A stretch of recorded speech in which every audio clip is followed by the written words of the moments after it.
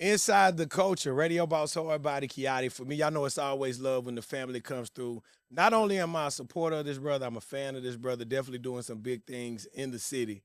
Trey Williams, how you feeling, family? Man, I'm feeling great, bro. Thank you for having me. Nah, man, this one been a long time coming to this point. I think for most people, whenever you think about Houston as a scene, film might not be where we start at when you think forefront. Like, man, how many like live directors come from the city? Now we know we got a few actresses and actors like Felicia Rashad from Third Ward. So we're culturally represented in some hoods, but in my mind, when we thinking directors and cinematographers, I'm like, man, who really putting on in the city, man? And you definitely have been doing your thing and blazing that trail, especially coming from your section and your part of town. Yeah, nah, facts. Coming from Fifth Ward, for those who don't know. Yeah, we one of the first, probably the first, I would say, that's born and raised in Fifth Ward to actually be an award-winning filmmaker. So I definitely don't take that lightly, and I think this is an incredible position for me to be in. So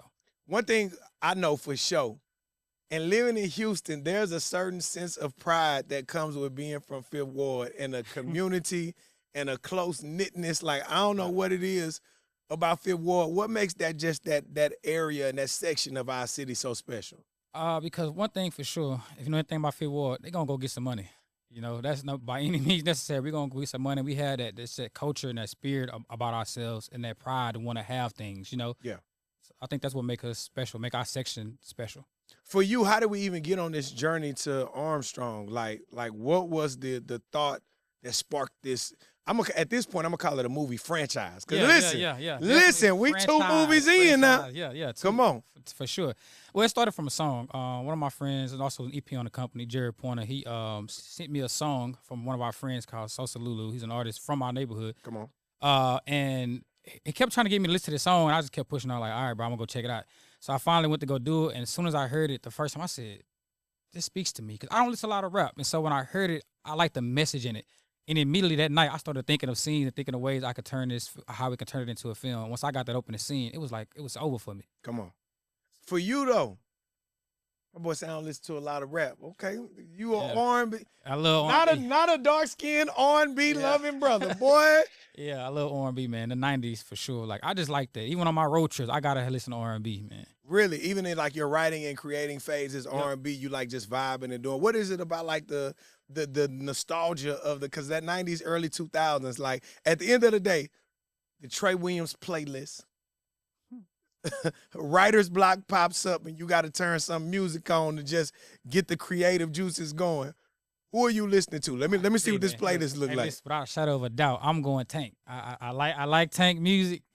I like. Hey, look, you a Tank brother? Yeah. I like Tank. I like Tank music, man. I like. He nasty, y'all. He just letting you know he nasty. That damn Tank boy. It get me in that mode though, man. It just get my brain pumped. But I also like Donnell Jones. I like Usher, classic music, and then Chris Brown is cool too. But I like Usher. Like, I just like that music that puts me that if you feel something. Man, I ain't gonna lie, and I know when I say this, some of y'all gonna take this a certain kind of way, and I'm fine with that, right? There's been an ongoing debate about Chris Brown or Usher. Oh, man. Right? I ain't gonna pull you in there because I don't want movie sales to drop. You stay on the sideline now. Yeah. Like, we don't want the country. Head, though. Yeah. I will talk. Look, we'll let you get to that. All but right. first, I will say this, and this is not a Chris Brown versus Usher. In my opinion, I feel like that Usher, Nice and Slow,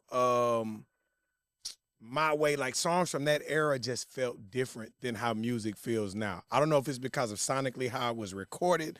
I don't know if, man, maybe boys had some different water back then. I don't know what it was. Mixture, gotta be, for sure. Come on, okay, now.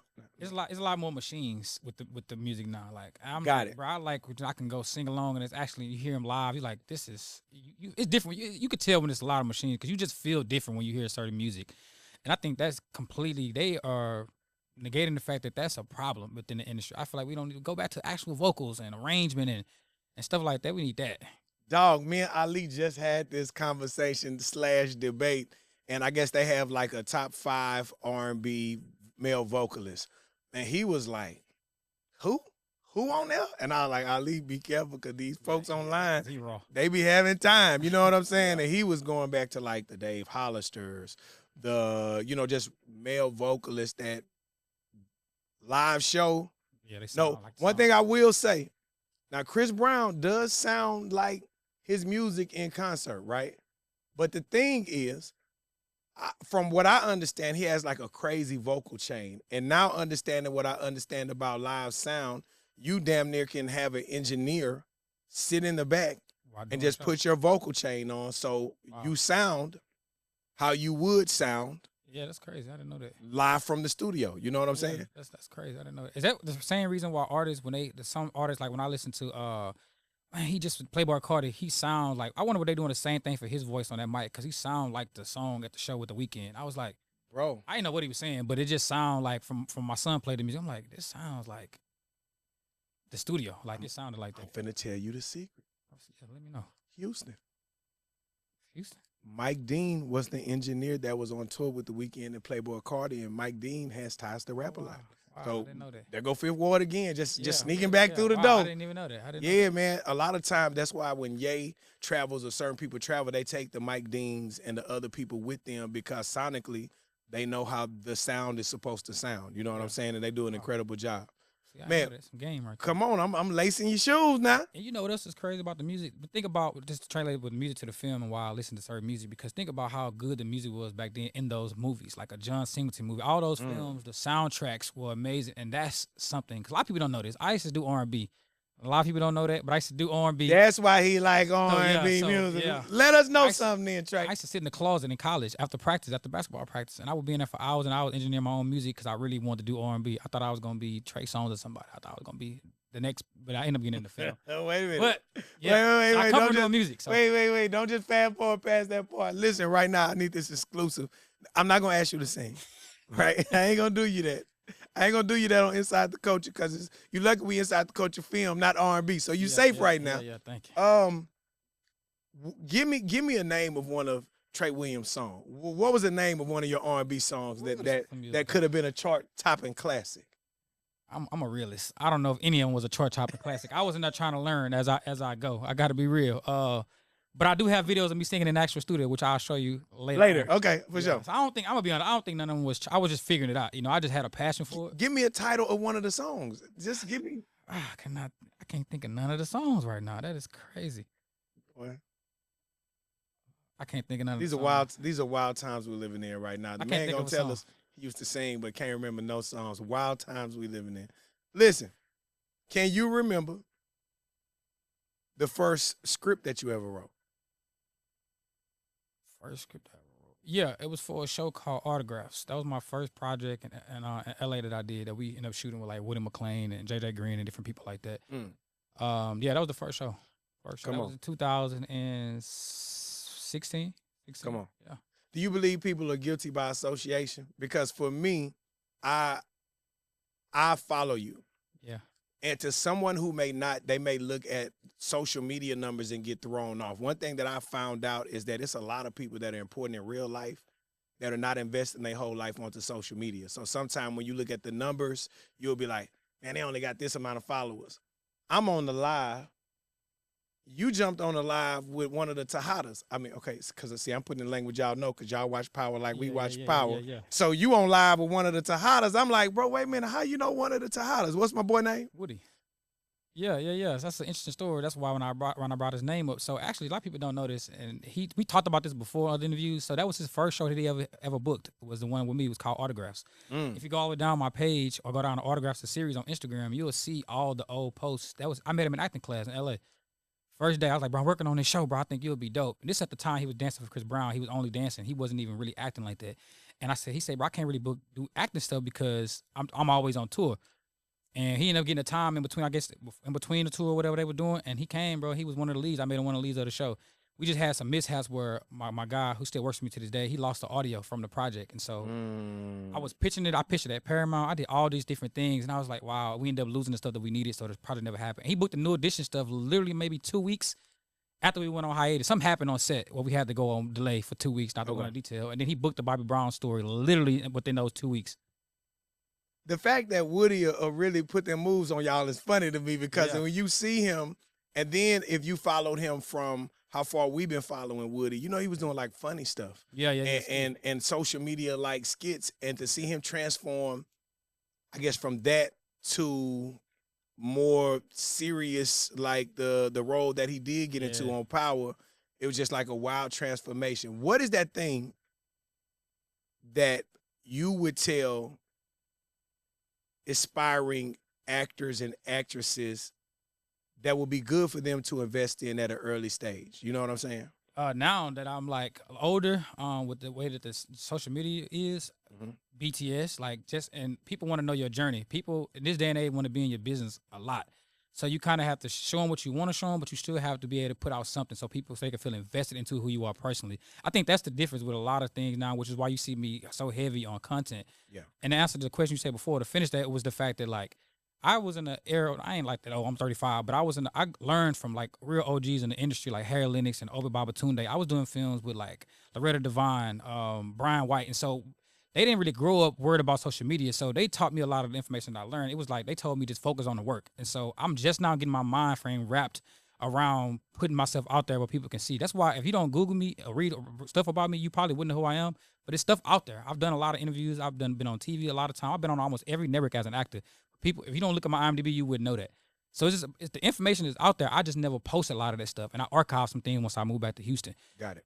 So there's things that's out there, but now I'm so heavy with BTS. So you have to do your research. And so now, if you look at my page now, so much BTS since we dropped the film, all the numbers are like, the numbers are getting really, really, really good, you know, because people are seeing more about who I am, you know? Yeah.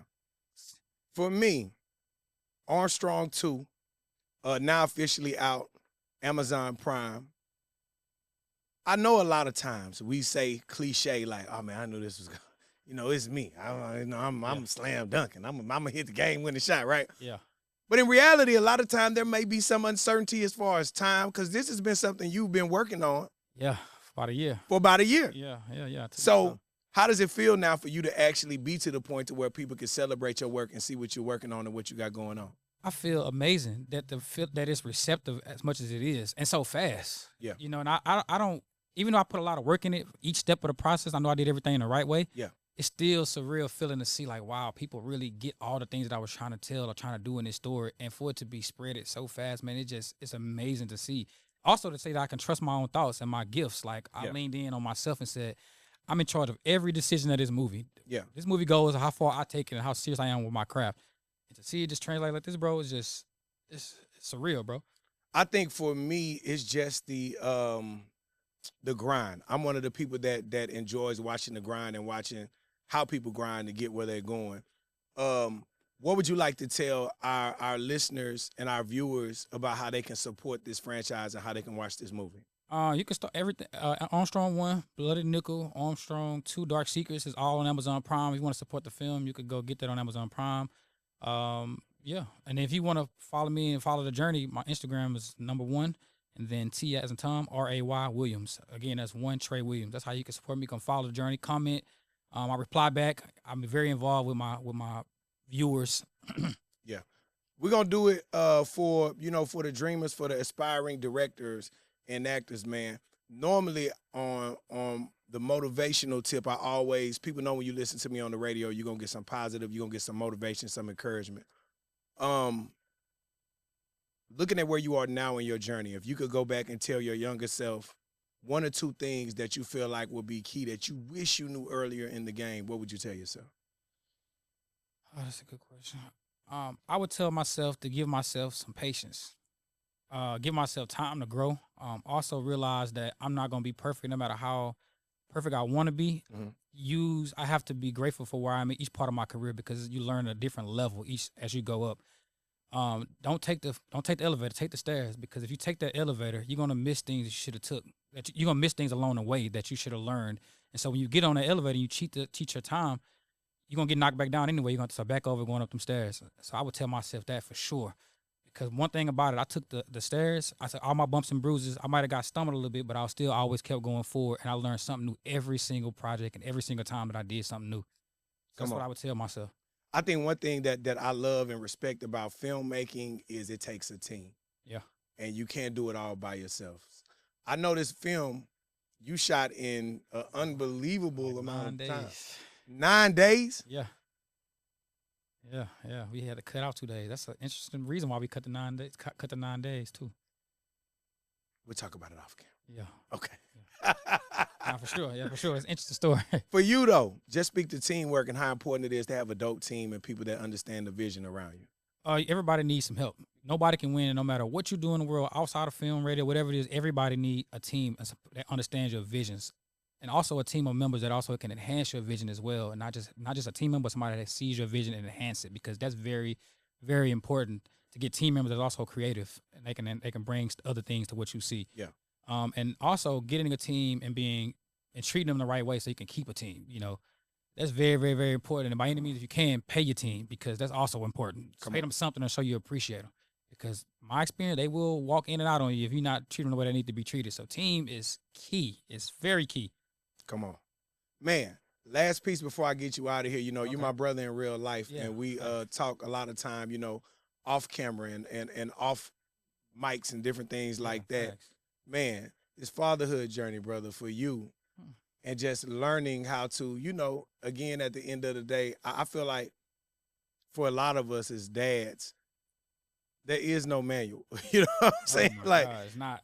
It's not a manual. No YouTube or Instagram videos will ever equip you for the real one-on-one interactions just between a father and his son. I've been seeing you at some AAU tournaments. Yeah. I gotta ask you, are you the angry AAU dad? Are you the dude that's you trying the to fight? question. Are you the dude that's trying to fight the refs and the coaches? Oh man, nah. And it is very tough when you come from playing sports, and all fathers can understand it. When you come from playing and you understand the game, we see it so different, and it's frustrating when we see something that's just not right. Yeah. Nah, I'm not angry. Sometimes I'm like, oh, you missed the call, bro. But sometimes I'm filming, so I don't want to get that in the audio. So I got a little.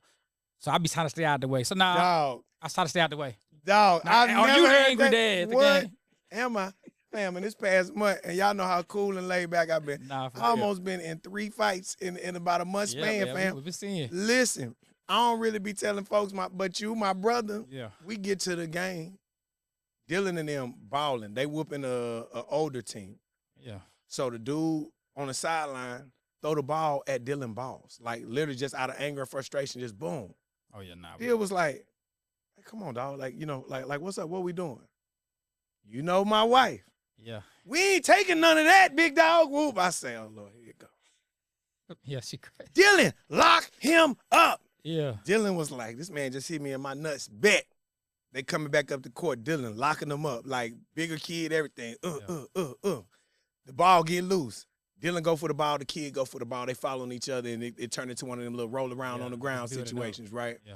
Dude jump up and, Dylan, I've been teaching Dylan how to box, right? So in my mind, I'm like, yeah, he ready. You gonna learn if you play with this kid, right? Yeah. Dylan been 1, 2, slide. I've been teaching him. It don't escalate to that, the teams getting wooed. And so Dylan and the dude kind of standing and they kind of going back and forth. I said, Dylan, chill. I said, hey man, that ain't what y'all want to do. Chill out. The man daddy is the coach on the other team. Oh wow.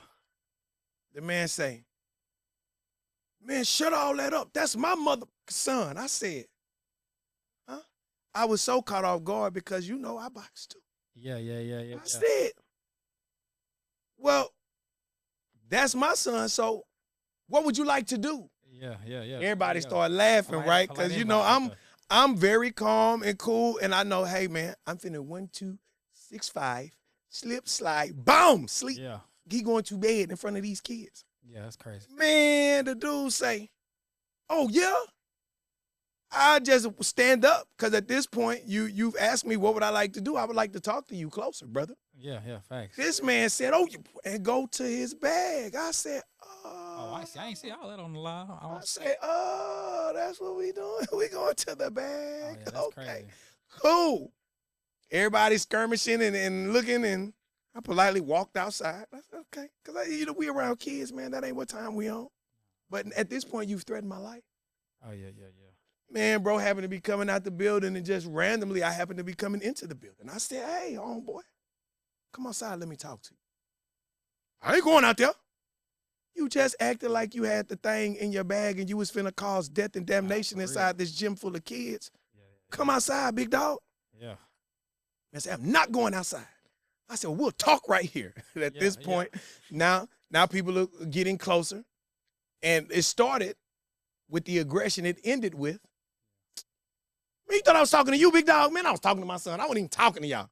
You got to be kidding me, fam. That is You crazy. threaten my life. If you go for your bag in the state of Texas, where we know we have licenses to carry, and you're acting like you're going for your bag, you're threatening my life in front of my kids. We don't play like that. And you're risking your life in front of your kids, because you don't know how many people really with us and how we moving and how we rocking. Yeah. Nah, So facts. for me, I'm trying my best to stay out of these altercations at basketball games. I think people be playing with us because maybe they think it's me, and God's still working on me. I'm gonna say it like that. Yeah, We don't nah, want facts. no issues and no problems. I feel you. We don't. I feel the same way. Trust me. I gotta go to work. I'm trying to give these Cardi B tickets where I got other stuff going on than to be skirmishing. But if a skirmish should occur, Hey man, we know how to handle it. hey man, A we lot of going people like that though, bro. Like they see who we are in the world. They see like we got a lot to lose, and so we have to think so many steps ahead. But not realize we trying to get home to our families too. Hey man, hey, Yeah, and, facts. And in the body, like we all come from a similar background, and none of us scared. That ain't gonna be the move. We might not be loud with it. Our approach to the situation gonna be more calm and maybe more mature. But we're not gonna let you when it come to that now. I just be like, dog, as a dad, my number one job is to get back to my wife and kids every day. And so as long as I can do that safely, and as long as I don't jeopardize the bag, as bad as it sounds to some people, I do understand when you get to a certain level, there are certain ways that you can't react to situations without jeopardizing the financial blessings and benefits that God has attached to us being positive and being people in a position to put other people in a position. And a lot of times people that try to trick you out of that position. You know what I'm saying? So, and it's secretly kind of envied. Everybody know who you are, so it could have been an ego thing. I mean, it could have been a lot of reasons why he also did that once he seen who you were too. And that's something that men have an issue with. Some men have an issue with too, So there's a lot of underlying things. People so crazy, fam. They done went back and now the dude like, man, Kiotti was finna draw down on me, fam. Anybody that know me know. And that's why for me, I feel like a lot of times I don't even defend stuff. My people will really literally get online and, hey, you tripping. I've never, if you did that, he did that because you was out of luck. Because people know, fam, I'm so buttoned up. I'm the safest investment for a brand or a business because ain't no crashing out. You know what I'm saying? If something happens, we're going to move a certain kind of way because we have to respond, this is in response to the disrespect or, so no, for sure. Hey, man, let everybody know one more time how they can follow you online. Follow me online. My Instagram is the #1, and then Trey Williams, #1. T as in Tom, RAY Williams, 1 Trey Williams. Hey, Armstrong, Dark Secrets, out right now. Y'all be sure y'all streaming on Amazon. Part 2. Yeah, I forgot the part 2 because I was trying to get into the part 3. We'll talk about that in another episode. Yeah. Y'all keep it locked, man. It's out the culture. Now, for you to call me and drive all the way over here to this side, I know something serious must be going on. We moving in our Mozzie crew on the east side. I mean, they hit some of my people, so I'm just trying to help them get their get back. Because you know what happens if you don't. They're not going to stop until everybody drop. And they're not going to quit unless we make a hit. Yeah. You ain't at the table, then you on the menu.